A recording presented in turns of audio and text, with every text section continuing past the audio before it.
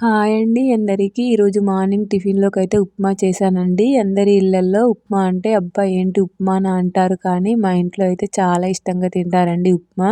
నాకు కూడా చాలా ఇష్టమండి. ఇలా సింపుల్‌గా చేస్తే ఎక్కువైతే ఏమీ వేయను నేను ఇందులో.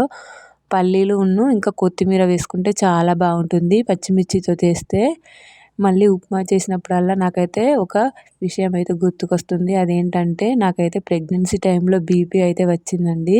5th మంత్‌లో వచ్చింది. 5th మంత్‌లో వచ్చి అసలు డెలివరీ అయ్యే వరకు అలానే ఉంటుంది. ఇక డెలివరీ అయిపోయిన తర్వాత పోయిందన్నట్టు. అప్పుడైతే నేనైతే సాల్ట్ అయితే అసలు ఏం యాడ్ చేసుకోలేదు. ఎందులోనైనా కూడా సాల్ట్ మొత్తమే తీసుకోలేదండి. ఎక్కువగా అయితే ఫ్రూట్స్ తీసుకున్నాను. అప్పుడు ఉప్మా కూడా నేనైతే సాల్ట్ వేసుకోకుండా తిన్నాను. సాల్ట్ వేసుకోకుండా ఉప్మా తినడం అయితే చాలా కష్టం. అన్నంలో అయితే ఎలాగో కర్రీ వేసుకొని కొంచెం నిమ్మరసం అయితే పిండుకొని తినేసేదాన్ని కానీ ఉప్మా వేసుకోకుండా తినడం అయితే చాలా కష్టమండి. కానీ అయినా కానీ భరించేదాన్ని. ఎందుకంటే నాకైతే ప్రెగ్నెన్సీ అనేది పెళ్ళైనాక చాలా సంవత్సరాలకైతే కన్ఫర్మ్ అయింది. అప్పుడు కష్టాలు అవి మామూలు కష్టాలు కాదండి. సాల్ట్ లేకుండా అన్నం తినడం అనేది. కానీ కొన్ని కొన్ని కావాలనుకుంటే కొన్ని కొన్ని చేయాల్సిందే కదా! మీరైతే వీడియో నచ్చితే లైక్ ఇవ్వండి. సబ్స్క్రైబ్ చేసుకో